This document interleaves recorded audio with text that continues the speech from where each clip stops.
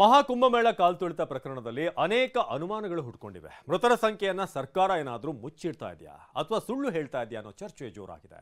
ಇದಿಷ್ಟೇ ಅಲ್ಲದೆ ಕಾಣೆಯಾದವರ ಕುಟುಂಬದ ಗೋಳೇನಿದೆ ಅದು ಕಣ್ಣೀರು ತರಿಸೋ ಹಾಗಿದೆ. ಹಾಗಿದ್ರೆ ಯುಪಿಯಲ್ಲಿ ಏನ್ ನಡೀತಾ ಇದೆ ಬನ್ನಿ ರಿಪೋರ್ಟ್ ನೋಡೋಣ. ಕುಂಭಮೇಳ ಕಾಲ್ತುಳಿತಕ್ಕೆ ಮತ್ತೊಬ್ಬ ಕನ್ನಡಿಗ ಬಲಿ. ಮಹಾಕುಂಭಮೇಳ ಪ್ರಯಾಗ್ರಾಜ್ನಲ್ಲಿ ನಡೀತಿರೋ ಕುಂಭಮೇಳ ಸಾವಿನ ಕೂಪವಾಗಿ ಬದಲಾಗಿದೆ. ಅದರಲ್ಲೂ ಕನ್ನಡಿಗರ ಸಾವಿನ ಸುದ್ದಿಗಳು ದಿನಕ್ಕೊಂದು ಹೊರಬೀಳ್ತಿವೆ. ಮೊನ್ನೆಯಷ್ಟೇ ಬೆಳಗಾವಿಯ 4 ಕಾಲ್ತುಳಿತಕ್ಕೆ ಸಿಲುಕಿ ಮೃತಪಟ್ಟಿದ್ರು. ಇದೀಗ ಚಿತ್ರದುರ್ಗದ ಬಂಜಾರ ಗುರುಪೀಠದಲ್ಲಿ ನೆಲೆಸಿದ್ದ ರಾಜನಾಥ್ ಮಹಾರಾಜ್ ಪ್ರಾಣ ಬಿಟ್ಟಿದ್ದಾರೆ.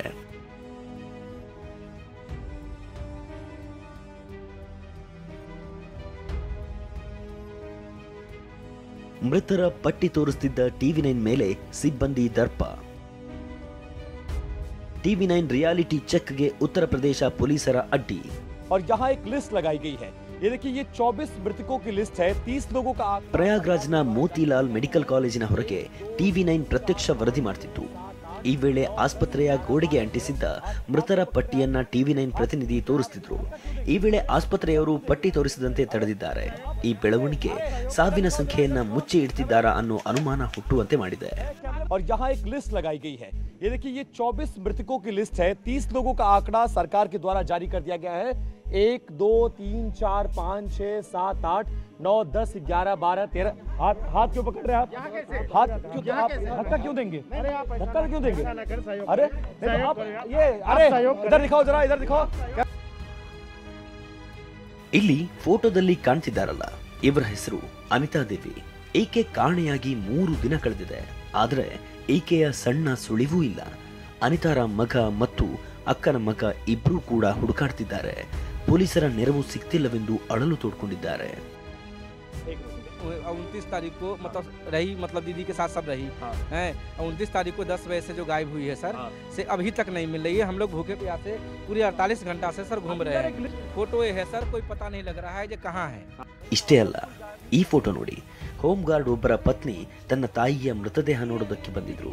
ತಮಗೆ ಯಾರೂ ಸಹಾಯ ಮಾಡ್ತಿಲ್ಲ ಅಂತ ಟಿವಿ9 ಎದುರು ಕಣ್ಣೀರಿ. मदद मिली है सरकार की?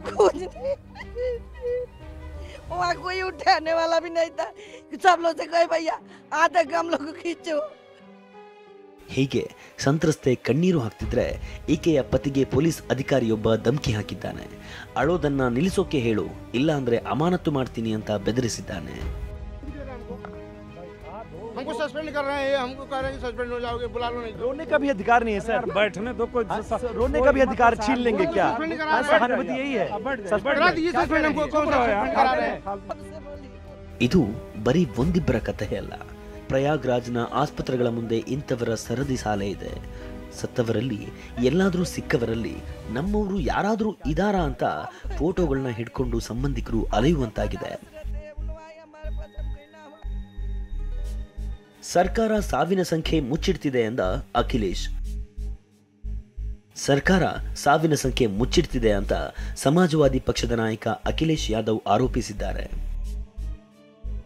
ಕಿನ್ನರ್ ಅಖಾಡದಿಂದ ನಟಿ ಮಮತಾ ಕುಲಕರ್ಣಿ ವಜಾ. ಇತ್ತೀಚೆಗಷ್ಟೇ ಸನ್ಯಾಸತ್ವ ಸ್ವೀಕರಿಸಿದ್ದ ಬಾಲಿವುಡ್ ನಟಿ ಮಮತಾ ಕುಲಕರ್ಣಿಗೆ ಬಿಗ್ ಶಾಕ್ ಎದುರಾಗಿದೆ. ನಟಿಯನ್ನ ಕಿನ್ನರ ಅಖಾಡದ ಮಹಾಮಂಡಲೇಶ್ವರಿ ಹುದ್ದೆಯಿಂದ ತೆಗೆದುಹಾಕಲಾಗಿದೆ. ಇದರ ಸುತ್ತ ಪರ ವಿರೋಧದ ಚರ್ಚೆ ನಡೆದಿದೆ.